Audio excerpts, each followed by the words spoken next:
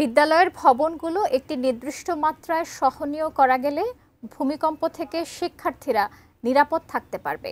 এ বিষয়ে বিস্তারিত জানাতে সাভার সরকারি বিশ্ববিদ্যালয় থেকে সরাসরি যুক্ত হচ্ছেন প্রতিনিধি কামরুজ্জামান। কামরুজ্জামান, আপনি তো সেখানে আছেন, সেখানকার পরিস্থিতি জানাবেন। এ নিয়ে কর্তৃপক্ষের কি মতামত? ধন্যবাদ শাকিলা। আমি এই মুহূর্তে রয়েছি একদম সাভার বিশ্ববিদ্যালয়ের ঠিক সামনেই কিন্তু রয়েছি। আপনারা জানেন যে এই সাভার সরকারি যে বিশ্ববিদ্যালয়, এখানে একটি বড় একটি কলেজ। এই কলেজে কিন্তু আপনার অনেক স্টুডেন্ট রয়েছে, যেখানে আমরা দেখেছি যে শিক্ষকরা কিন্তু তাদেরকে এই ভূমিকম্পের যে সতর্কতা সেটি কিন্তু আমরা দেখেছি তাদের করানো। আমি আপনাদেরকে দেখাই যে এই কলেজের যে আপনি দেখতেই পাচ্ছেন, আমরা বাইরে কিন্তু দাঁড়িয়ে আছি।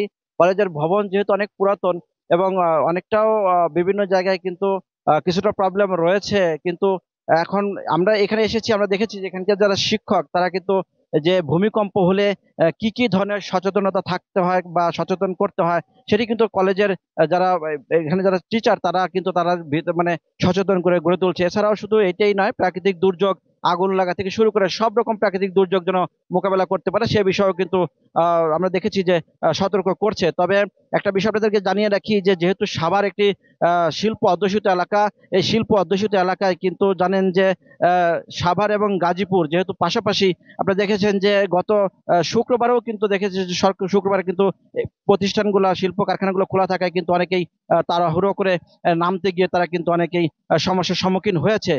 তবে যেহেতু একটি সাভার এবং সাভারেও দেখেছেন যে প্রায় কিন্তু এর মধ্যে দুই তিন জায়গায় কিন্তু এই ভূমিকম্পের যে প্রাদুর্ভাব এটা কিন্তু দেখা দিয়েছে। তো আমরা একটু কথা বলতে চাই এই বিষয়ে, যে এখানকার যিনি প্রিন্সিপাল, আমরা তার সাথে কথা বলবো যে আসলে শিক্ষার্থীদের জন্য, শিক্ষকের জন্য এবং এই প্রতিষ্ঠানের জন্য আসলে কি কি সতর্কতা আপনারা রেখেছেন। ধন্যবাদ এটিএন নিউজকে।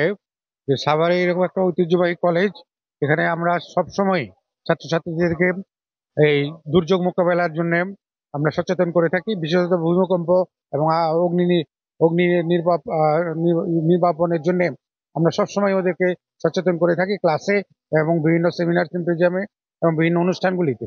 তো ওরা সচেতন আছে, আরো ওদেরকে সচেতন করা দরকার।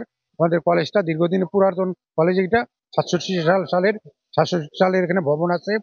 কিছুটা ভবন আমাদের একটু রিস্কের মধ্যে আছে, কিছুটা ঝুঁকিপূর্ণ আছে, সেটা আমরা কাটিয়ে ওঠার জন্য অলরেডি ফ্যাসিলিটিস ডিপার্টমেন্টের চিফ ইঞ্জিনিয়ারের সাথে কথা বলেছি। তারা যেন নতুন ভবন নির্মাণ করে দেয় এবং অলরেডি 2 কোটি টাকা আসছে বাউন্ডারি করার জন্য এবং কিছু কিছু সংস্কার কাজ করার জন্য।